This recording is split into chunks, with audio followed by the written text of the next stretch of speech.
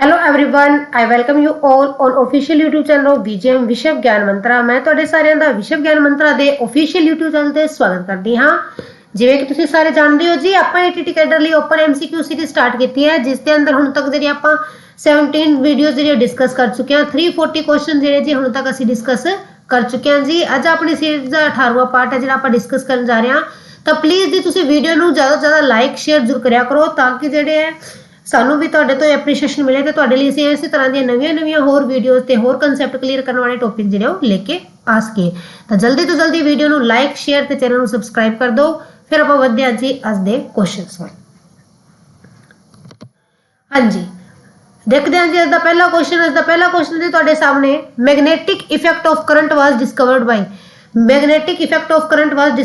ਬਾਈ current दा चुंबकी प्रभाव किसने खोजा। करंट दे चुंबकी प्रभाव तो सब तो पहला किसने जानू कराया। पंजाबी च भी दस दिने करंट दे चुंबकी प्रभाव बारे किसने जानू कराया।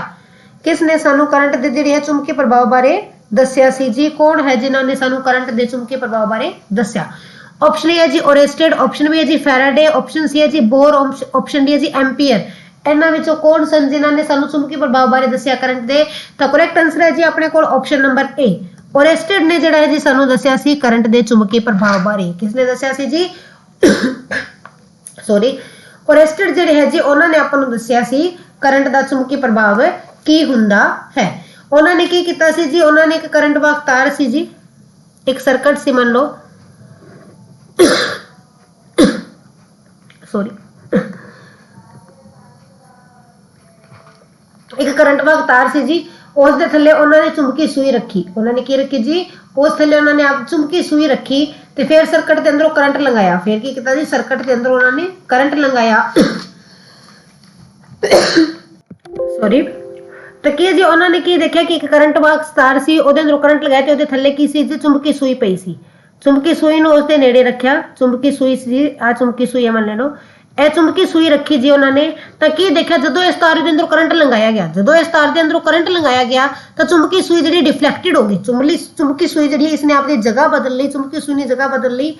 ਇਸ ਤੋਂ ਓਰੇਸਟਡ ਨੇ ਕੀ ਸਿੱਧ ਕੀਤਾ, ਕਿ ਕਰੰਟ ਦਾ ਵੀ ਚੁੰਬਕੀ ਪ੍ਰਭਾਵ ਹੁੰਦਾ ਹੈ। ਕਰੰਟ ਵੀ ਜਿਹੜਾ ਚੁੰਬਕੀ ਪ੍ਰਭਾਵ ਪੈਦਾ ਕਰਦਾ ਹੈ। ਜਿਹੜਾ ਪ੍ਰਭਾਵ ਚੁੰਬਕ ਦੇ ਅੰਦਰ ਹੁੰਦਾ ਹੈ, ਜਿਵੇਂ ਚੁੰਬਕ ਆਪਸ ਵਿੱਚ ਕਿਸੇ ਚੀਜ਼ ਨੂੰ ਜਿਹੜੀ ਹੈ ਖਿੱਚਦੀ ਹੈ, ਉਸੇ ਤਰ੍ਹਾਂ ਜਿਹੜਾ ਕਰੰਟ ਦੇ ਅੰਦਰ ਵੀ ਉਹ ਪ੍ਰਭਾਵ ਹੁੰਦਾ ਹੈ। ਕਰੰਟ ਦਾ ਵੀ ਚੁੰਬਕੀ ਖੇਤਰ ਜਿਹੜਾ ਹੈ ਹੁੰਦਾ है। ਤੇ ਇਸ ਚੀਜ਼ ਦੀ ਵਰਤੋਂ ਕਿੱਥੇ ਕੀਤੀ ਜਾਂਦੀ ਹੈ, ਜਿਹੜਾ ਆ ਚੁੰਬਕੀ ਪ੍ਰਭਾਵ ਹੈ, ਮੈਗਨੈਟਿਕ ਇਫੈਕਟ ਆਫ ਕਰੰਟ ਜਿਹੜਾ ਹੈ, ਇਸ ਦੀ ਵਰਤੋਂ ਕਿੱਥੇ ਕੀਤੀ ਜਾਂਦੀ ਹੈ, ਰੇਡੀਓ ਟੀਵੀ ਵਗੈਰਾ ਦੇ ਅੰਦਰ ਇਸੇ ਚੀਜ਼ ਦੀ ਵਰਤੋਂ ਕੀਤੀ ਜਾਂਦੀ ਹੈ ਜੀ। ਰੇਡੀਓ ਟੀਵੀ ਐਕਸੈਟਰਾ ਇਹਨਾਂ ਦੇ ਅੰਦਰ ਜੀ ਮੈਗਨੈਟਿਕ ਇਫੈਕਟ ਆਫ ਕਰੰਟ ਦੀ ਵਰਤੋਂ ਕੀਤੀ ਜਾਂਦੀ ਹੈ। ਤਾਂ ਪਹਿਲੇ ਕੁਐਸਚਨ ਦਾ ਕਰੈਕਟ ਆਨਸਰ ਹੈ ਜੀ ਸਾਡੇ ਕੋਲ ਆਪਸ਼ਨ ਨੰਬਰ ਏ ओरेस्टेड ਨੇ ਜਿਹੜਾ ਸਾਨੂੰ ਇਸ ਚੀਜ਼ ਤੋਂ ਜਾਣੂ ਕਰਵਾਇਆ ਸੀ ਜੀ। नेक्स्ट क्वेश्चन है जी question number 2। The force exerted on a current carrying wire placed in a magnetic field is 0। कहंदा एक करंट कैरिंग वायर है, करंट वाली वायर है, जिसਨੂੰ चुंबकी क्षेत्र के अंदर रखा गया है, ठीक है जी।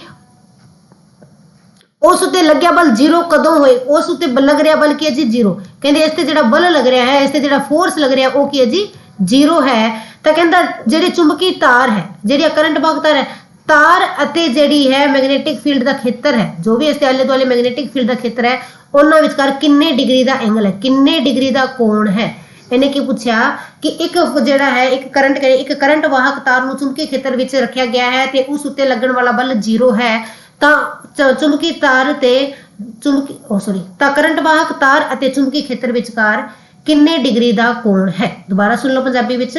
ਇੱਕ ਕਰੰਟ ਵਾਹਕ ਤਾਰ ਨੂੰ ਜਦੋਂ ਚੁੰਬਕੀ ਖੇਤਰ ਵਿੱਚ ਰੱਖਿਆ ਜਾਂਦਾ ਹੈ ਤਾਂ ਉਹ ਤਾਰ 0 ਬਲ ਮਹਿਸੂਸ ਕਰਦੀ ਹੈ। ਤਾਂ ਉਸ ਤਾਰ ਉੱਤੇ 0 ਬਲ ਲੱਗਦਾ ਹੈ। ਤਾਂ ਕਰੰਟ ਵਾਹਕ ਤਾਰ ਅਤੇ ਚੁੰਬਕੀ ਖੇਤਰ ਦੇ ਵਿਚਕਾਰ ਕਿੰਨੇ ਡਿਗਰੀ ਦਾ ਕੋਣ ਹੈ। ਕਰੰਟ ਵਾਹਕ ਤਾਰ ਅਤੇ ਚੁੰਬਕੀ ਖੇਤਰ ਦੀ ਦਿਸ਼ਾ ਵਿਚਕਾਰ ਕਿੰਨੇ ਡਿਗਰੀ ਦਾ ਕੋਣ ਹੈ।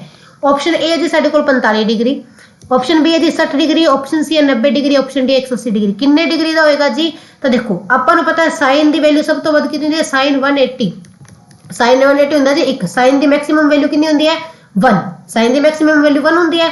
ਉਹ ਜਾਂ ਤਾਂ 180 ਦੀ ਹੁੰਦੀ ਹੈ ਜਾਂ 0 डिग्री ਦੀ ਹੁੰਦੀ ਹੈ ਨਾ ਜੀ। ਜਾਂ ਤਾਂ 180 ਦੀ ਹੁੰਦੀ ਹੈ ਜਾਂ 0 डिग्री ਦੀ ਹੁੰਦੀ ਹੈ। इट मीन्स अपने को क्या 180 ऑप्शन है, अपने को ऑप्शन की है जी 180। तो करेक्ट आंसर की बनेगा जी ऑप्शन नंबर डी, कि जेड़ा जदों उन्होंने 180 डिग्री ਦਾ ਕੋਣ ਹੋਏਗਾ, ਜਦੋਂ सॉरी उल्टा बोल दिया जी 0 कहा से हाँ साइन की जी सब तो छोटी वैल्यू है, सब तो मिनीमम वैल्यू कितने होंगे जी 0 पूछे ने, तो साइन 180 जो है जी अपने को की होंगे जी इन्होंने 0 किया, तो साइन 180 की वैल्यू जी अपने को 0 होंगी। मैं बाय मिस्टेक इतने 1 लिखता क्योंकि साइन 0 1 होंगे, साइन 0 0 होंगे, साइन 90 जो अपने को 1 होंगे है, साइन 180 की है जी साढ़े को 0 होंगे। ठीक है जी, बाय मिस्टेक उत्थे गलती नाल बोलिया गया। तो कहते हैं 0 पर लगना है, 0 कदों होंगे साइन 180 ते की होंगे जी 0 वैल्यू दिंदा है, साइन वैल्यू 0 कदों दिंदा है 180 डिग्री ते। ठीक है जी, तो इट मीनस इसका करेक्ट ऑप्शन बनेगा जी ऑप्शन नंबर डी 180 डिग्री साढ़े को करेक्ट आंसर है जी। जो 180 डिग्री का कोण होएगा दोवें विचकार तां की होएगा जी उस टाइम जिहड़ा है उसते लगन वाला बल 0 होवेगा, उस टाइम उसके उत्ते लगन वाला बल की है जी साढ़े को 0 होवेगा। तो मैक्सिमम कदों होगा, जे मैक्सिमम पूछ लिया जाए कि अधिकतम कदों होएगा जी, तो अधिकतम कदों होएगा जदों करंट दे तार जदों इन्हां दे विचकार करंट अते चुंबकी खेतर दी दिशा दे विचकार कोण 90 डिग्री दा होएगा।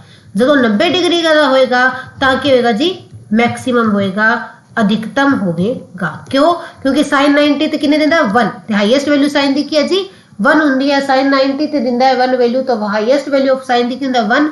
तो मैक्सिमम पूछ लेवे तो 90 डिग्री, तो 0 पूछ ले तो 180 डिग्री। जो 0 पूछे तो क्या होगा जी 180 डिग्री होगा, तो जो मैक्सिमम पूछ ले अधिकतम पूछ ले तो आएगा जी 90 डिग्री। नेक्स्ट क्वेश्चन है जी question number 3, one of the following molecular formula can represent 2 organic compound. कहता इन्हां विचों एक फार्मूला 2 कंपाउंडां नूं दर्शा रहा है, इन्हां विचों एक फार्मूला 2 कंपाउंडां नूं दर्शा रहा है, तो वो फार्मूला किहड़ा है? इन्हां विचों एक फार्मूला जिहड़ा जी साडे कोल 2 कंपाउंडां नूं दर्शा रहा है, 2 कंपाउंडां नूं जिहड़ा है एक फार्मूला दिखा रहा है, तो वो फार्मूला साडे कोल किहड़ा है? इन्हां विचों किहड़ा फार्मूला है जिहड़ा 2 मोलिकुलर ऑर्गेनिक कंपाउंड नूं दर्शा रहा है? तो देखो जी तुहानूं पता होना चाहिए कीटोन ते एल्डिहाइड अपने कोल जे फंक्शनल ग्रुप हैं जिन्हां दे फार्मूले सेम हुंदे ने।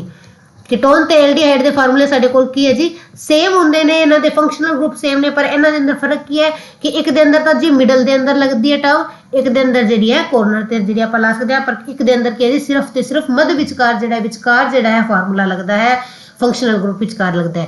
तो ओ कीटोन ते एल्डिहाइड दा फार्मूला इन्हां विचों किहड़ा बन रहा जी? कीटोन ते एल्डिहाइड दा फार्मूला अपने कोल बन रहा जी C5H10O। C5H10O जिहड़ा जी साडे कोल कीटोन दा फार्मूला बन रहा जी C5H10O कीटोन ते एल्डिहाइड दा। ठीक है जी, तो आ है जी अपने कोल करेक्ट ऑप्शन C5H10O, जिसनूं पेंटोन भी कहंदे हैं जी, क्योंकि नन लगदा ना कीटोन लई नन पेंटानन जिहड़ी बनदी है। ते कीटोन ते एल्डिहाइड दोनों नूं रिप्रेजेंट कर रहा है जी ऑप्शन नंबर बी। तो आ की है जी साडे कोल करेक्ट आंसर है C5H10O। C5H10O जिहड़ा पहला जी आ किस नूं प्रेजेंट कर रहा है? आ कार्बोक्सिलिक एसिड दा एक तरह नाल दर्शा रहा है जी, कार्बोक्सिलिक एसिड नूं दर्शा रहा है।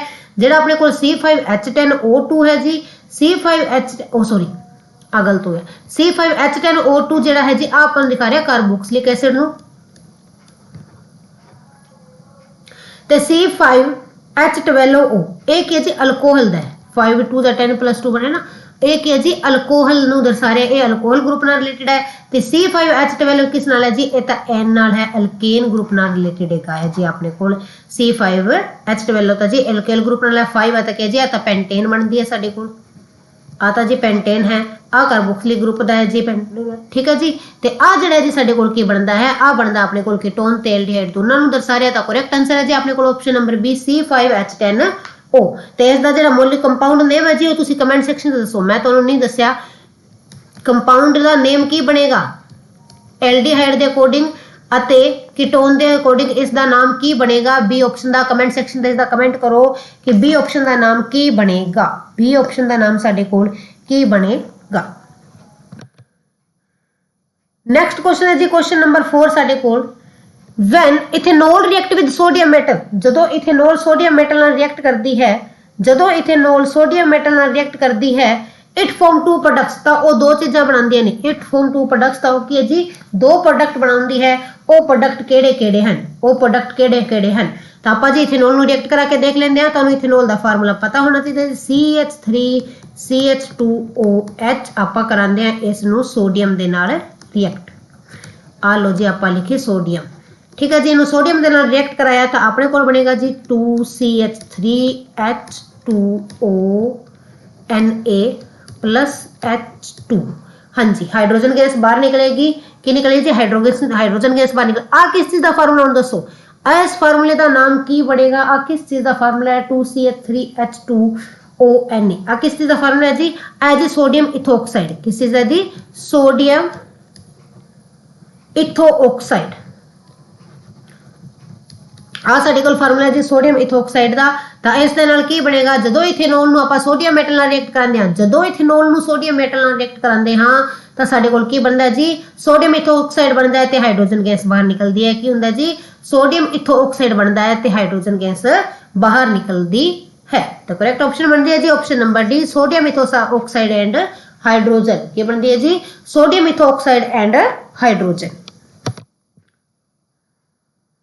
नेक्स्ट क्वेश्चन है जी क्वेश्चन नंबर 5, बिल्कुल ही सिंपल जो क्वेश्चन है जी, कहना to which height is ozonosphere present over the equator. Equator ते जिहड़ी है कितनी हाइट ते ओजोनोस्फीयर है, ओजोनोस्फीयर कितनी हाइट ते मौजूद है, ओजोन परत कितनी हाइट ते मौजूद है। ओजोन परत का फार्मूला क्या हुंदा जी, O3 हुंदा है, इसका एटमोस्फेयर 3 हुंदी है ऑक्सीजन तथा ओजोन। ओजोन होल हो चुके हैं। ओजोन होल सब तो पहला कदों देखा गया सी, कमेंट सेक्शन से कमेंट आने चाहिए, ओजोन होल कदों देखा गया, कित्थे देखा गया, किस द्वारा देखा गया, when, where, by, who। ਇਹਨਾਂ ਤਿੰਨਾਂ ਪ੍ਰਸ਼ਨਾਂ ਦੇ ਆਨਸਰ ਜਿਹੜੇ ਮੈਨੂੰ ਕਮੈਂਟ ਸੈਕਸ਼ਨ ਵਿੱਚ ਜ਼ਰੂਰ ਚਾਹੀਦੇ ਨੇ ਕਿ ਓਜ਼ੋਨ ਹੋਲ ਨੂੰ ਸਭ ਤੋਂ ਪਹਿਲਾਂ ਕਿਸਨੇ ਦੇਖਿਆ, ਕਦੋਂ ਦੇਖਿਆ ਤੇ ਕਿੱਥੇ ਦੇਖਿਆ। ਹੁਣ ਆਪਾਂ ਗੱਲ ਕਰਦੇ ਹਾਂ to which height is ozonosphere present, ਕਹਿੰਦੇ ਕਿੰਨੀ ਹਾਈਟ ਤੇ ਓਜ਼ੋਨੋਸਫੀਅਰ ਹੈਗਾ ਹੈ, ਓਜ਼ੋਨੋਸਫੀਅਰ ਕਿੰਨੀ ਹਾਈਟ ਤੇ ਮੌਜੂਦ ਹੈ। ਉਹ ਹੈ ਜੀ ਆਪਣੇ ਕੋਲ 11 ਤੋਂ 16 ਕਿਲੋਮੀਟਰ। ਕਿੰਨੇ ਹੈ ਜੀ, 11 ਤੋਂ 16 ਕਿਲੋਮੀਟਰ। ਆਪਸ਼ਨ ਏ ਹੈ ਜੀ ਸਾਡੇ ਕੋਲ ਕਰੈਕਟ, 11 ਤੋਂ 16 ਕਿਲੋਮੀਟਰ ਦੀ ਦੂਰੀ ਤੇ ਜਿਹੜਾ ਹੈ ਜੀ ਓਜ਼ੋਨੋਸਫੀਅਰ ਹੈਗਾ, 11 ਤੋਂ 16 ਕਿਲੋਮੀਟਰ ਦੀ ਉਚਾਈ ਤੇ ਮੌਜੂਦ ਹੈਗਾ ਹੈ। ਸੌਰੀ, ਓਜ਼ੋਨੋਸਫੀਅਰ ਜੀ option number A. Next question ਹੈ ਸਾਡੇ ਕੋਲ which of the following soil is transported by air. ਇਹਨਾਂ ਵਿੱਚੋਂ ਹੇਠ ਲਿਖੇ ਵਿੱਚੋਂ ਕਿਹੜੀ ਮਿੱਟੀ ਹਵਾ ਰਾਹੀਂ ਟਰਾਂਸਪੋਰਟ ਆਦਾਨ ਇੱਕ ਜਗ੍ਹਾ ਤੋਂ ਦੂਜੀ ਜਗ੍ਹਾ ਚਲੀ ਜਾਂਦੀ ਹੈ। ਕਿਹੜੀ ਮਿੱਟੀ ਹਵਾ ਰਾਹੀਂ ਇੱਕ ਜਗ੍ਹਾ ਤੋਂ ਦੂਜੀ ਜਗ੍ਹਾ ਚਲੀ ਜਾਂਦੀ ਹੈ। ऑप्शन है जी एलुवियल सॉइल, जलोढ़ मिट्टी। ऑप्शन बी है जी एओलियन सॉइल, एलुवियल द्वारा लिखा गया जी ग्लेशियल सॉइल। ਇਹਨਾਂ ਵਿੱਚੋਂ ਕਿਹੜੀ ਮਿੱਟੀ ਜਿਹੜੀ ਹੈ ਜੀ ਹਵਾ ਰਾਹੀਂ ਇੱਕ ਜਗ੍ਹਾ ਤੋਂ ਦੂਜੀ ਜਗ੍ਹਾ ਚਲੀ ਜਾਂਦੀ ਹੈ। ਤਾਂ ਦੇਖੋ ਜੀ ਜਲੋੜ ਮਿੱਟੀ ਤਾਂ ਜਾਂਦੀ ਨਹੀਂ, ਐਲੂਵੀਅਲ ਸੋਇਲ ਨਹੀਂ ਜਾਂਦੀ। ਜਿਹੜੀ ਮਿੱਟੀ ਹਵਾ ਰਾਹੀਂ ਇੱਕ ਜਗ੍ਹਾ ਤੋਂ ਦੂਜੀ ਜਾਂਦੀ ਹੈ ਜੀ ਉਹ ਹੈ ਜੀ एओलियन ਸੋਇਲ। ਓਕੇ ਹੈ ਜੀ, एओलियन ਸੋਇਲ ਜਿਹੜੀ ਹੈ ਜੀ ਹਵਾ ਰਾਹੀਂ ਇੱਕ ਜਗ੍ਹਾ ਤੋਂ ਦੂਜੀ ਜਗ੍ਹਾ ਚਲੀ ਜਾਂਦੀ ਹੈ। ਇਸ ਨੂੰ ਜਿਹੜੇ ਹਵਾ ਦੇ ਕਾਰਨ ਜੇ ਹਵਾ ਜਿਹੜੀ ਹੈ ਇੱਕ ਜਗ੍ਹਾ ਤੋਂ ਦੂਜੀ ਜਗ੍ਹਾ ਲੈ ਕੇ ਚਲੀ ਜਾਂਦੀ ਹੈ। एओलियन सॉइल ਜਿਹੜੀ ਆਪਣੇ ਕੋਲ ਹੈ ਜੀ ਇਸ ਨੂੰ ਇੱਕ ਜਗ੍ਹਾ ਤੋਂ ਦੂਜੀ ਜਗ੍ਹਾ ਹਵਾ ਲੈ ਕੇ ਚਲੀ ਜਾਂਦੀ ਹੈ। ਤਾਂ ਕਰੈਕਟ ਆਪਸ਼ਨ ਬਣਦੀ ਹੈ ਜੀ ਆਪਣੇ ਕੋਲ ਆਪਸ਼ਨ ਨੰਬਰ ਬੀ। 6 क्वेश्चन का आंसर है जी option number B, aeolian soil.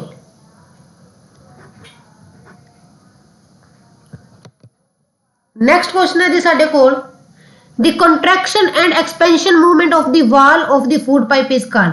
कहंदे जेडे फूड पाइप दे अंदर कंट्रैक्शन अते फूड पाइप दे अंदर कंट्रैक्शन अते एक्सपेंशन हुंदी है। फूड पाइप जेडी भोजन नली जेडी है साडी कदे खुलदी है कदे सुंगड़दी है। ਜਿਹੜੀ ਆਪਣੇ ਭੋਜਨ ਨਲੀ ਹੁੰਦੀ ਹੈ ਨਾ ਆ ਖੁੱਲਦੀ ਹੈ ਸੁੰਗੜਦੀ ਹੈ, ਖੁੱਲਦੀ ਹੈ ਸੁੰਗੜਦੀ ਹੈ, ਖੁੱਲਦੀ ਹੈ ਸੁੰਗੜਦੀ ਹੈ, ਇਸ ਤਰ੍ਹਾਂ ਦੀ ਇੱਕ ਪ੍ਰੋਸੈਸ ਕਰਦੀ ਹੈ।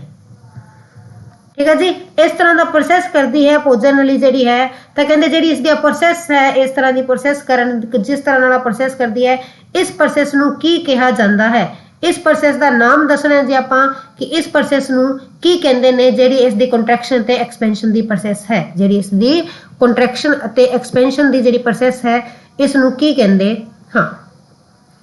ਤਾਂ ਦੇਖੋ ਜੀ ਪਹਿਲਾ ਜੀ ਟ੍ਰਾਂਸਲੋਕੇਸ਼ਨ ਕਹਿੰਦੇ ਹਾਂ, ਆਪਸ਼ਨ ਬੀ ਹੈ ਜੀ ਟ੍ਰਾਂਸਪੀਰੇਸ਼ਨ, ਟ੍ਰਾਂਸਲੋਕੇਸ਼ਨ ਕਹਿੰਦੇ ਹਾਂ, ट्रांसपीरेशन कहते हाँ, पेरास्टेलिक मूवमेंट कहते हाँ ਜਾਂ ਫਿਰ डाइजेशन कहते हाँ। की कहते हाँ जी इसनू ਤਾਂ याद रखियो ਜਿਹੜੀ ਆਪਣੇ ਕੋਲ फूड पाइप ਦੀ एक्सपेंशन ਅਤੇ ਕੰਟਰੈਕਸ਼ਨ ਉਹਨੂੰ ਕਹਿੰਦੇ ਆ ਜੀ ਪੈਰਾਸਟੈਲਿਕ मूवमेंट। ਆਪਸ਼ਨ ਸੀ ਜੀ ਸਾਡੇ ਕੋਲ ਬਿਲਕੁਲ ਕਰੈਕਟ ਬਣਦੀ ਹੈ ਜੀ ਪੈਰਾਸਟੈਲਿਕ मूवमेंट ਜਿਹੜੀ ਆਪਾਂ ਇਸ ਨੂੰ ਕਹਿੰਦੇ ਹਾਂ। ਕੀ ਹੈ ਜੀ ਕਰੈਕਟ ਆਨਸਰ ਹੈ ਜੀ ਪੈਰਾਸਟੈਲਿਕ मूवमेंट। ਪੈਰਾਸਟੈਲਿਕ मूवमेंट ਜਿਹੜੀ ਹੈ ਜੀ ਇਸ ਨੂੰ ਕਿਹਾ ਜਾਂਦਾ ਹੈ। ਦੇਖੋ ਜੀ ਤੁਹਾਨੂੰ ਆਪਾਂ ਹਿਊਮਨ ਦੇ ਅੰਦਰ ਡਾਈਜੈਸ਼ਨ ਬਾਰੇ ਗੱਲ ਕਰ ਹੀ ਲੈਂਦੇ ਆ कि किवें डाइजेशन हुंदा है। ठीक है जी, सब तो पहला भोजन लेंदा है ह्यूमन मुंह दे अंदर। सब तो पहला भोजन कित्थे जांदा जी माउथ दे अंदर जांदा है। मुंह दे अंदर पहला भोजन लेंदा है। मुंह दे अंदर की हुंदा जी मुंह दे अंदर पाचन दी प्रक्रिया शुरू हुंदी है। मुंह दे अंदर की हुंदा पाचन प्रक्रिया शुरू हुंदी है जी। मुंह दे अंदर अपने कोल लार ग्रंथियां हुंदियां ने, सैलिवरी ग्लैंड जिन्हां नूं कहंदे आ जी। लार ग्रंथियां लार छड्दियां ने, सैलिवा छड्दियां ने, जिस दे अंदर की है जी एमलियाज, टाइलिन, ਇਹ ਜਿਹੜੇ ਜੀ ਐਂਜ਼ਾਈਮ ਹੁੰਦੇ ਨੇ ਐਮਲਿਆਜ਼ ਟਾਈਲਿਨ ਵਰਗੇ ਐਂਜ਼ਾਈਮ ਹੁੰਦੇ ਨੇ ਤੇ ਇਹ ਕੀ ਕਰਦੇ ਨੇ ਜੀ ਭੋਜਨ ਦੇ ਅੰਦਰ ਮਿਲ ਜਾਂਦੇ ਨੇ ਭੋਜਨ ਦੇ ਅੰਦਰ ਮਿਲ ਕੇ ਉਸ ਨੂੰ ਜਿਹੜਾ ਸੌਫਟ ਕਰ ਦਿੰਦੇ ਨੇ ਭੋਜਨ ਨੂੰ ਜਿਹੜਾ ਕੀ ਹੈ ਜੀ ਸੌਫਟ ਕਰ ਦਿੰਦੇ ਨੇ ਤੇ ਦੰਦ ਕੀ ਹੈ ਭੋਜਨ ਨੂੰ ਕੱਟਦੇ ਨੇ ਜੀਭ ਕੀ ਹੈ ਐਮਲਿਆਜ਼ ਟਾਈਲਿਨ ਵਗੈਰਾ ਨੂੰ ਜਿਹੜੀ ਹੈ ਭੋਜਨ ਦੇ ਅੰਦਰ ਹੈ ਮਿਲਾਉਂਦੀ ਹੈ ਭੋਜਨ ਦੇ ਅੰਦਰ ਕੀ ਹੈ ਜੀ ਮਿਲਾਉਂਦੀ ਹੈ ਮਾਊਥ ਤੋਂ ਬਾਅਦ ਆਉਂਦਾ ਹੈ ਜੀ ਫੈਰਿੰਕਸ ਸਭ ਤੋਂ ਪਹਿਲਾਂ ਮੂੰਹ ਆਉਂਦਾ ਮੂੰਹ ਦੇ ਦੱਸਦਾ ਫਿਰ ਕੀ ਹੈ ਜੀ ਫੈਰਿੰਕਸ ਆਉਂਦਾ ਹੈ ਫੈਰਿੰਕਸ ਦੇ ਅੰਦਰ ਕੀ ਹੈ ਜੀ ਫੈਰਿੰਕਸ ਤੋਂ ਭੋਜਨ ਜਿਹੜਾ ਓਸਫੋਗਸ ਵਿੱਚ ਜਾਂਦਾ ਹੈ ਫੈਰਿੰਕਸ ਕੀ ਹੈ ਭੋਜਨ ਨੂੰ ਓਸਿਫੋਗਸ ਜਿਹਨੂੰ ਆਪਾਂ ਕਹਿੰਦੇ ਆ ਫੂਡ ਪਾਈਪ ਭੋਜਨ ਨਲੀ ਉਹਦੇ ਨਾਲ ਜੋੜਦਾ ਹੈ ਜੀ ਠੀਕ ਹੈ ਫੈਰਿੰਕਸ ਤੋਂ ਭੋਜਨ ਗਿਆ ਐਸੋਫੇਗਸ ਐਸੋਫੇਗਸ ਕੀ ਕਰਦੀ ਹੈ ਜੀ ਪੈਰਾਸਟੇਲਿਕ मूवमेंट ਰਾਹੀਂ ਭੋਜਨ ਨੂੰ ਥੱਲੇ ਤੱਕਦੀ ਹੈ ਖੁੱਲ ਸੁੰਗੜ ਗਈ ਕੰਪਰੈਸ਼ਨ ਸੁੰਗੜ ਗਈ ਫੇਲ ਗਈ ਸੁੰਗੜ ਗਈ ਇਸ ਤਰ੍ਹਾਂ ਨਾਲ ਉਸ ਭੋਜਨ ਨੂੰ ਜਿਹੜਾ ਥੱਲੇ ਭੇਜਦੀ ਹੈ ठीक है जी ओसफोगस लगभग जी अपने को 25 सेंटीमीटर लंबी होंगी है याद रखो कितनी लंबी होंगी है जी 25 सेंटीमीटर लंबी होंगी है फिर जी आ जुड़ती है जाके स्टमक नाल किस नाल जुड़ती है जी स्टमक नाल जिसनों कहते हैं मैदा ये मैदे नाल जुड़ती है जी ते फिर मैदे दे अंदर की हुंदा है जी मैदे दे अंदर अपने कोल जेहड़े गैस्ट्रिक जूस हुंदे ने HCl हुंदा है म्यूकस हुंदा है ते ये की करते हैं गैस्ट्रिक जूस भोजन नूं हजम करते हैं म्यूकस जिहड़ा है मैदे नूं HCl तो बचाता है क्योंकि वो बहुत हाई तेजाब हुंदा है जी ते HCl की करता है बैक्टीरिया नूं खत्म करता है बैक्टीरिया नूं की करता है जी खत्म करता है इस तो इलावा कुछ होर एंजाइम भी हुंदे ने पेप्सिन रेनिन जिहड़ा पेप्सिन है वो आपां कल डिस्कस कीता सी किस नूं पचाउंदा है जी पेप्सिन प्रोटीन नूं पचाउंदा है ते जिहड़ा रेनिन है वो भी जिहड़ा है होर एंजाइम नूं पचाउण विच मदद करता है स्टमक तो बाद आंदी है जी स्मॉल इंटेस्टाइन छोटी आंत दे अंदर भोजन पहुंचदा मैदे तो बाद ड्यूडेरियम राइट ठीक है ड्यूडेरियम तो बाद मैदे नूं ड्यूडेरियम जिहड़ी है छोटी आंत नाल जोड़दी है छोटी आंत विच की हुंदा है जी छोटी आंत विच गैस्ट्रिक जूस ते छोटी आंत दे अंदर की है जी भोजन नूं पित्तरस मिलदा ते पैनक्रियाटिक जूस मिलदा है बाइल जूस कहंदे इंग्लिश च बाइल जूस ते पैनक्रियाटिक जूस जिहड़ी है छोटी आंत विच आंदे ने बाइल जूस जिहड़ी है गाल ब्लैडर ते आंदा ते पैनक्रियाटिक जूस जिहड़ा पैनक्रियाज तो आंदा है ते एक है जी छोटी आंत दे अंदर आंदा है बाइल जूस नु छड़दा कौन है जी लीवर छड़दा जिगर जेड़ा है बाइल जूस नु छड़दा है बाइल जूस किथों निकलदा है जिगर तो निकलदा है जिगर तो इसदा कलर हरा पीला हुंदा ग्रीनिश येलो हुंदा जी ठीक है जिगर इस नु छड़दा है ते जिगर तो एक पित्ते दे अंदर जादा जो कहंदे पित्ता कहंदे वो कहंदे पित्ते दे अंदर पत्थरी को पित्ता कढ़ाता तो जिगर पहला बाइल जूस छड़दा है वो उसको पित्ते दे अंदर पहुंचांदा है पित्ता उसनु स्टोर करदा है ते फिर जो छोटी आंत विच दिंदा है तो इस तरह बाइल जूस जिहड़ा है वो छोटी आंत विच आ जांदा है ते छोटी आंत विच आके वो चर्बी नु हजम करदा है ठीक है जी ते पैनक्रियाटिक जूस नु पैनक्रियाज कर छड़दा है ते pancreas which pancreatic juice which दो तरह दे एंजाइम हुंदे ने अपने कोल ट्रिप्सिन अते लाइपेज ट्रिप्सिन हुंदा है ते जी लाइपेज हुंदा है ठीक है जी ये दोनों की करते हैं ट्रिप्सिन जिहड़ा प्रोटीन दा पाचन करदा है ते लाइपेज जिहड़ा जी चर्बी दा पाचन करदा है ट्रिप्सिन प्रोटीन नु पचांदा है ते लाइपेज चर्बी नु पचांदा है ते ये जिहड़े छोटी आंत दे अंदर सारा काम हुंदा है छोटी आंत दे अंदर जी विलीज हुंदियां ने ओ की है जी उस नु जे सोखण दा भी काम करदियां ने फिर स्मॉल इंटेस्टाइन हो जांदा जी लार्ज इंटेस्टाइन बड़ी आंत दे अंदर वड्डी आंत दे अंदर की हुंदा है जी जेहड़ी भोजन जेहड़ी चीज़ां उस दे अंदर छोटी आंत दे अंदर हजम नहीं हुई वो वड्डी आंत दे अंदर हजम हो जांदियां ने पानी नूं सोख लैंदा है ते बाकी रहन खून नूं जिहड़ा एनएस राही बाहर कढ दिंदा है तो इस तरह ह्यूमन के अंदर डाइजेशन की प्रोसैस होंगी है तो जी अपने को मूवमेंट सी बोलती वो की है जी पैरास्टाइलिक मूवमेंट होंगी है नेक्स्ट क्वेश्चन है जी question number 8 which of the following is most likely to be much higher breathing rate कहता इन्हां विचों किस दा ब्रेथिंग रेट जिहड़ा ज़्यादा होएगा ब्रेथिंग रेट किस दा ज़्यादा होएगा मनुख दा फिश दा डॉग दा स्पैरो दा तो देखो जी इस दे अंदर देखो जेड़ी चीज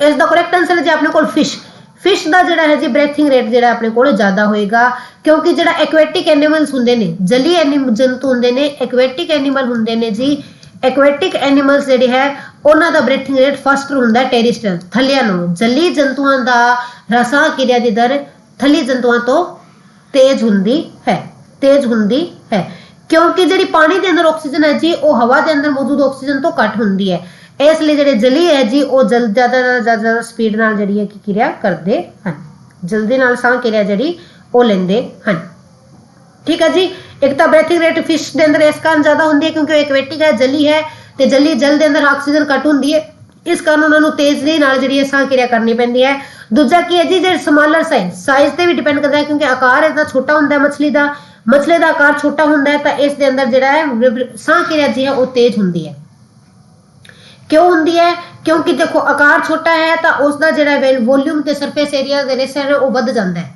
अनुपात वध जांदा है जिस कारण इन्हां दे अंदर साह क्रिया जिहड़ी है तेज होंदी है मच्छी दे अंदर तो उन्होंने आकार छोटा होंगे तो जो कुल सरफेस एरिया अनुपात आयतन का अनुपात घट जाता है, जिस कारण भी कि उन्होंने अंदर जी है ब्रीथिंग रेट वध होंगे। बट जो मुख्य साइंटिफिक रीजन है वो आप मानते हैं जी जली जंतुओं के अंदर जी है साह क्रिया जी है रेस्पिरेशन वो तेजी होंगी है। तो करेक्ट आंसर है जी अपने को option number B. Next question देखते हैं जी क्वेश्चन नंबर 9।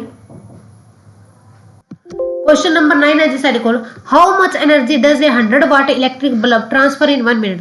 कहता एक 100 वाट का बिजली बल्ब 1 मिनट में कितनी ऊर्जा रूपांतरित करता है, कितनी ऊर्जा ट्रांसफॉर्म करता है, कितनी ऊर्जा ट्रांसफर करता है। तो पहला तो जी आप देखो वाट अपने को ऐसा यूनिट है, तो पहला मिनट नो आप करते हैं सेकंड से चेंज, टाइम का ऐसा यूनिट सेकंड है ना, सॉरी तो क्या है जी 60 सेकंड। ठीक है, टाइम अपने को 60 सेकंड है तो पावर दी हुई है आपको 100 वाट। पावर कितनी है जी 100 वाट है उसकी पावर है, तो टाइम 60 सेकंड है, तो एनर्जी की होंगी है ऊर्जा का फार्मूला की है साडे कोल एनर्जी होंगी है जी power into time, sorry power into time. तो ऊर्जा का फार्मूला है साडे कोल पावर इनटू टाइम, तो पावर कितनी है 100, टाइम कितना है 60 सेकंड, मल्टीप्लाई कितना तो आ गया जी 6000 जाऊ, कितना आ गया जी 6000 जाऊ। आंसर आ गया जी अपने को ऑप्शन नंबर डी 6000 जूल, जैसा इसका करेक्ट आंसर बनेगा जी 6000 जूल। नेक्स्ट क्वेश्चन है जी क्वेश्चन नंबर 10 साडे कोल a girl weighing 400 newton climbs a vertical ladder. कहंदे एक कुड़ी है जी जिसदा जो 400 न्यूटन दा हैगा उसके कोल वेट जड़ा जी ते वर्टिकल लैडर ते चढ़ रही है, पौड़ी ते चढ़ रही है जी, एक सीधी पौड़ी ते जड़ी ऊपर वो चढ़ रही है, पौड़ी दी ऊपर जड़ी वो चढ़ रही है, वर्टिकल लैडर लगी हुई है, एक कुड़ी है जी वो। ठीक है, if value of g is 10 metre per second square, कहंदा जी दी वैल्यू अगर 10 मीटर पर सेकंड स्क्वायर है तो द वर्क डन बाय दी आफ्टर क्लिम्बिंग 2 मीटर, कहंदे 2 मीटर जी है क्लिम्ब करने तो बाद उसका वर्क डन कितना होगा। तो देखो अपने को डिस्प्लेसमेंट है जी एस जी दिता है, हुण वेट दिता होया, वेट की हुंदा अपने को एक तरह का फोर्स हुंदा है, तो वेट की हुंदा जी एम जी हुंदा है, एम जी लिखते हैं वेट नु मास इनटू ग्रेविटी, तो वो कितना दिता है जी 400 न्यूटन। जे इत्थे मास दिता हुंदा तां गल अलग सी, हुण उन्होंने आपां नूं दिता वेट फोर्स। ठीक है, तो हुण आपां नूं पता है जी देखो वेट दिता है अपने 400 Newton, gravity 10 metre per second square, तो डिस्प्लेसमेंट है जी अपने को 2 मीटर, तो आपां नूं पता करना है जी वर्क डन, वर्क डन कितना होया जी, तो जेड़ा वर्क डन होएगा आपां नूं पता है वो हुंदा है जी, याद रखियो work done in lifting upward body, जदों भी कोई चीज नूं ऊपर लेके जांदे आ लिफ्टिंग अप बॉडी, किसी भी चीज नूं ऊपर लेके जाने जेड़ा कार्य किया जांदा उसदा फार्मूला हुंदा है जी mgh, w किस दे बराबर हुंदा है जी mgh दे बराबर हुंदा है, ते mg कितना साडे कोल 400 इनटू h कितना है जी 2, तो आंसर कितना आ गया 400 गुणा 2 800, तो इसका करेक्ट आंसर है जी अपने को ऑप्शन नंबर बी 800 जूल जेड़ा है वो काम करेगी। कितना करेगी जी 800 जूल काम जेड़ा है जी उस द्वारा किया जाएगा, ऑप्शन नंबर बी है जी बिल्कुल साडे कोल करेक्ट 800 जूल। ठीक है जी, जे इत्थे मास दिता हुंदा तो उन्होंने ग्रेविटी नाल मल्टीप्लाई करना सी, पर इन्होंने आपको वेट दिता है, वेट की एक तरह का फोर्स है जी, ते जेड़े कि mg दे बराबर हुंदा है, तो इसका करेक्ट आंसर बनया जी option number B 800 joule. Next question है जी question number 11 the main drawback of Rutherford model of the atom. कहंदे रदरफोर्ड दे एटम मॉडल दा मुख्य जेड़ा है ड्रॉबैक की सी, मुख्य कमी की सी। पहली है जी it does not explain stability of atom, उसने एटम दी स्टेबिलिटी बारे स्थिरता बारे गल नहीं कीती। It does not show the location of proton, उसने प्रोटॉन की जेडी लोकेशन नहीं दिसती, स्थिति नहीं दसी। It does not explain neutral nature of atom, उसने जेड़ा है एटम का न्यूट्रल उदासीन जेड़ा गुण है कि ना आई ना पॉजिटिव है ना नेगेटिव है उस बारे नहीं दसिया। या फिर it does not explain existence of nucleus in atom, या फिर उसने जेड़े है एटम के अंदर मौजूद न्यूक्लियस बारे नहीं दसिया। तो देखो जी रदरफोर्ड ने न्यूक्लियस बारे तो आपको दसिया ही सी, तो आता है नहीं जी। तो बाकी तीनों विचों मेन उन्होंने पूछे जी मेन ड्रॉबैक है मुख्य कमी की सी जी, तो ओ सी जी उसने आ नहीं दसिया स्टेबिलिटी ऑफ एटम बारे गल नहीं की सी जी। करेक्ट ऑप्शन बनदे जी ऑप्शन नंबर ए कि जेड़ा रदरफोर्ड दा मॉडल है वो अपन एटम दी स्टेबिलिटी बारे नहीं दसदा, एटम दी स्थिरता बारे जेड़ी गल नहीं करदा है। करेक्ट आंसर है जी option number A it does not explain the stability of atom, कि वो एटम दी स्टेबिलिटी बारे गल नहीं करता। नेक्स्ट है जी question number 12 which one of the following is not isoelectronic with neon atom। कहना इन्हां विचों केड़ा आइसोइलेक्ट्रॉनिक नहीं है नियोन दे नाल। हुण नियोन दे नाल आइसोइलेक्ट्रॉनिक का मतलब की है कि सम इलेक्ट्रॉन इक्को जे, कहते नियोन अते इन्हां विचों केड़ा एलिमेंट है जिन्हां विचकार इक्को जे इलेक्ट्रॉन नहीं है, इक्को जितनी गिनती दे इलेक्ट्रॉन नहीं है। आ चेक करना जी आपां, ते आपां पहले देखदे हां जी अपने कोल नियोन दे अंदर किन्ने इलेक्ट्रॉन हुंदे ने। नियोन दे अंदर हुंदे ने जी अपने कोल इलैक्ट्रॉन ਜਿਹੜੇ ਉਹ 10 इलैक्ट्रॉन ਹੁੰਦੇ ਨੇ ਕਿਉਂਕਿ 10ਵੇਂ ਨੰਬਰ ਤੇ ਆਂਦਾ ਜੀ ਆਪਣੇ ਕੋਲ ਨਿਓਨ। ਠੀਕ ਹੈ ਜੀ, ਤੇ 10 ਨੰਬਰ ਇਹਦੇ ਅੰਦਰ ਕਿੰਨੇ ਜੀ 10 ਇਲੈਕਟ੍ਰੋਨ ਨੇ। ਹੁਣ ਆਪਾਂ ਸਾਰਿਆਂ ਦੇ ਅੰਦਰ ਚੈੱਕ ਕਰਦੇ ਹਾਂ ਜੀ O2 ਮਾਈਨਸ ਦੇ ਅੰਦਰ ਕਿੰਨੇ ਹੋਣਗੇ 2 ਮਾਈਨਸ ਹੈ, ਐਕਚੁਅਲ ਚ ਕਿੰਨੇ ਹੁੰਦੇ ਨੇ 8, ਅਸਲ ਚ 8 ਹੁੰਦੇ ਨੇ। 2 ਮਾਈਨਸ ਚ ਤਾਂ ਉਲਟਾ ਹੁੰਦਾ, ਪਲੱਸ ਕਰਾਂਗੇ ਤਾਂ ਕਿੰਨੇ ਆਣਗੇ O2 ਮਾਈਨਸ ਚ 10 ਆਣਗੇ ਜੀ। ਐਨੇ ਪਲੱਸ ਦੇ ਅੰਦਰ ਇਹਨਾਂ ਨੇ ਦੇਖੋ ਆਪਾਂ ਨੂੰ ਨੰਬਰ ਵੀ ਦਿੱਤਾ ਹੋਇਆ ਈਜ਼ੀਲੀ, ਤਾਂ ਕਿ ਆਪਾਂ ਨੂੰ ਜੇ ਬਾਈ ਚਾਂਸ ਤੁਹਾਨੂੰ ਨੰਬਰ ਨਹੀਂ ਯਾਦ ਐਟੋਮਿਕ ਨੰਬਰ ਤਾਂ ਤੁਹਾਨੂੰ ਥੱਲੇ ਦਿੱਤਾ ਹੈ। सोडियम एक प्लस है तो क्या करेंगे माइनस, 11 माइनस 1, इस अंदर भी 10 है जी। 9 फ्लोरीन माइनस है तो उल्टा करेंगे 9 प्लस 1 की हो जाएगी जी 10, इस अंदर भी 10 है। पीछे बच गया जी Mg प्लस मैग्नीशियम कितने नंबर पे होता है जी 12 नंबर ते प्लस है तो उल्टा करेंगे 1 माइनस की तद की आ गया जी 11। मैग्नीशियम के अंदर जेडे जी नियोन जिन्ने इलेक्ट्रॉन नहीं है, मैग्नीशियम प्लस आयन के अंदर नियोन जिन्ने इलेक्ट्रॉन नहीं है, उसके अंदर 1 इलेक्ट्रॉन ज्यादा है उस अंदर की है जी एक इलेक्ट्रॉन उस नालों ज्यादा है। तो करेक्ट आंसर है जी ऑप्शन नंबर डी साडे कोल। इसका करेक्ट आंसर बनता है जी option number D. 12th question का आंसर है जी ऑप्शन नंबर डी।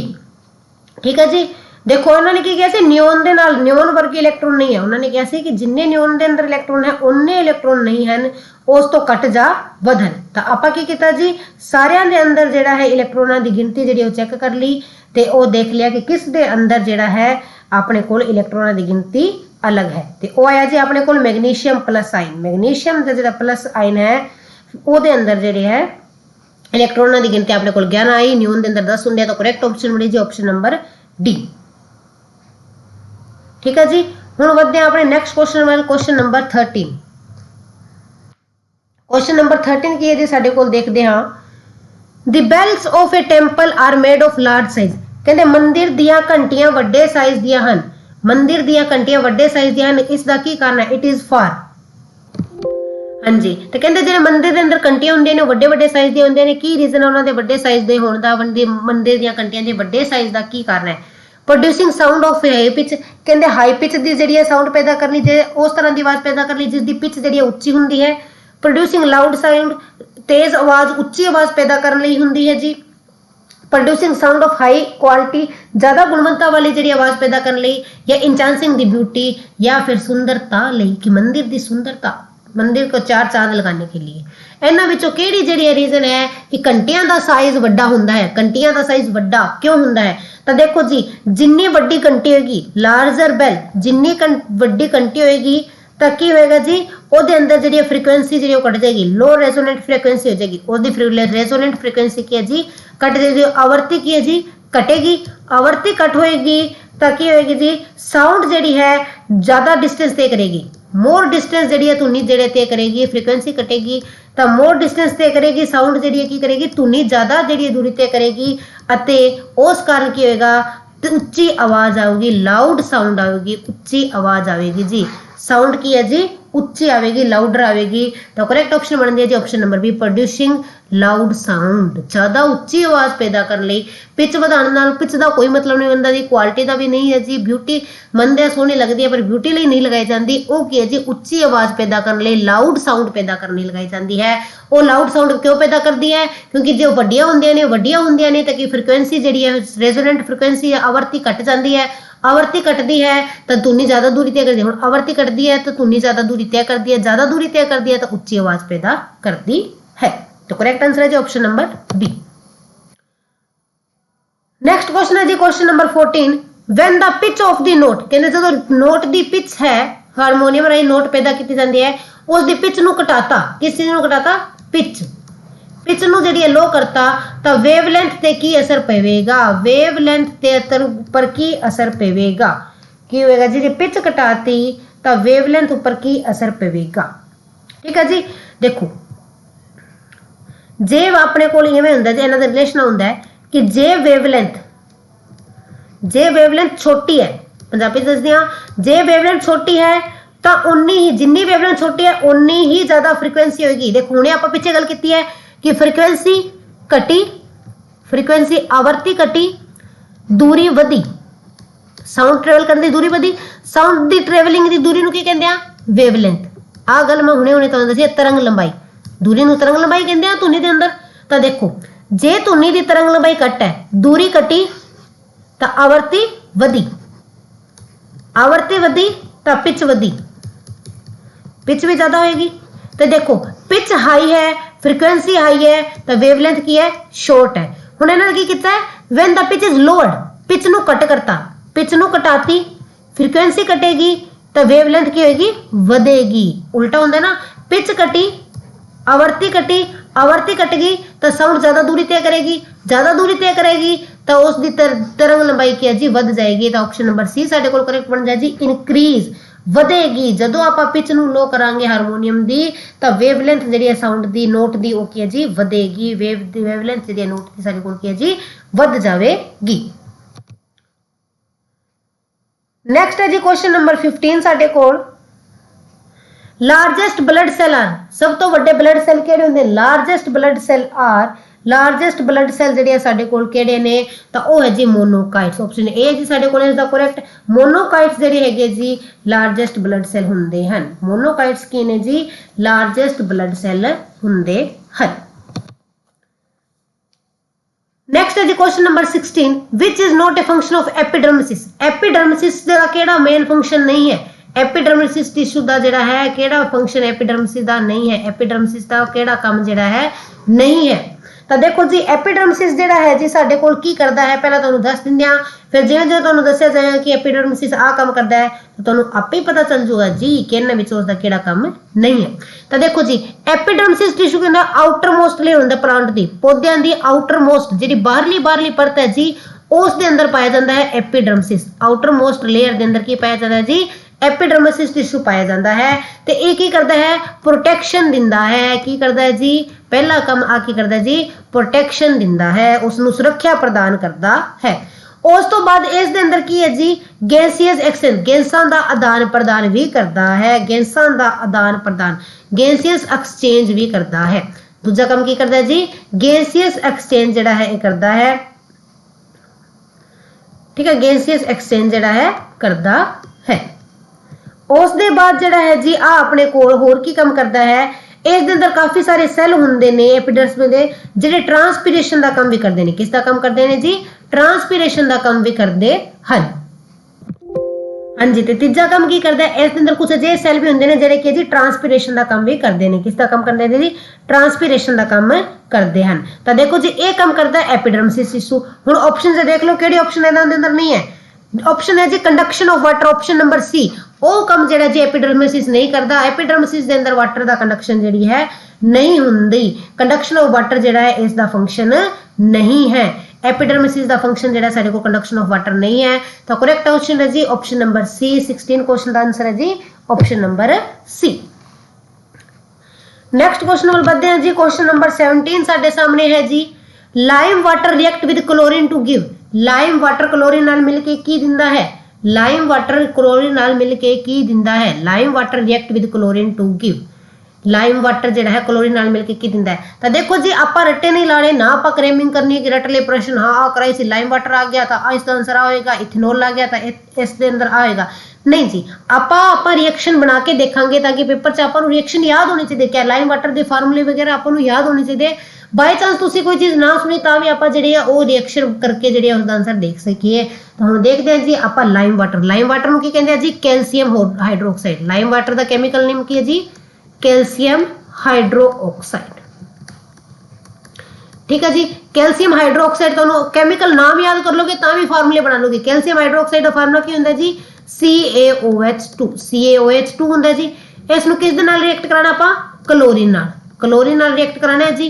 तो की बनेगा जी जदों आपां कैल्शियम हाइड्रोक्साइड नूं क्लोरीन नाल रिएक्ट करांदे हां, जदों आपां कैल्शियम हाइड्रोक्साइड नूं क्लोरीन नाल रिएक्ट करांदे हां तो अपने कोल बनदा है जी CaOCl2 जिहड़ा की है जी कैल्शियम हाइपोक्लोराइड, जिसनूं की कहंदे आ जी कैल्शियम हाइपोक्लोराइड। तो कैल्शियम हाइपोक्लोराइड किस चीज़ का कैमिकल नेम है, वही तुहाडा आंसर होगा जी। चेक करो कैल्शियम हाइपोक्लोराइड किस चीज़ का कैमिकल नेम है, कमेंट सेक्शन में इसका आंसर दो। कैल्शियम हाइपोक्लोराइड किस चीज़ का कैमिकल नेम है। तो इस दे नाल इस दे अंदर बनदी है जी ClCl2 कैल्शियम क्लोराइड, जिसका नाम क्या जी कैल्शियम क्लोराइड बनती है। प्लस जिहड़ा इहदे अंदरों वाटर निकलदा है, प्लस जिहड़ा जी साडे कोल वाटर पैदा हुंदा है।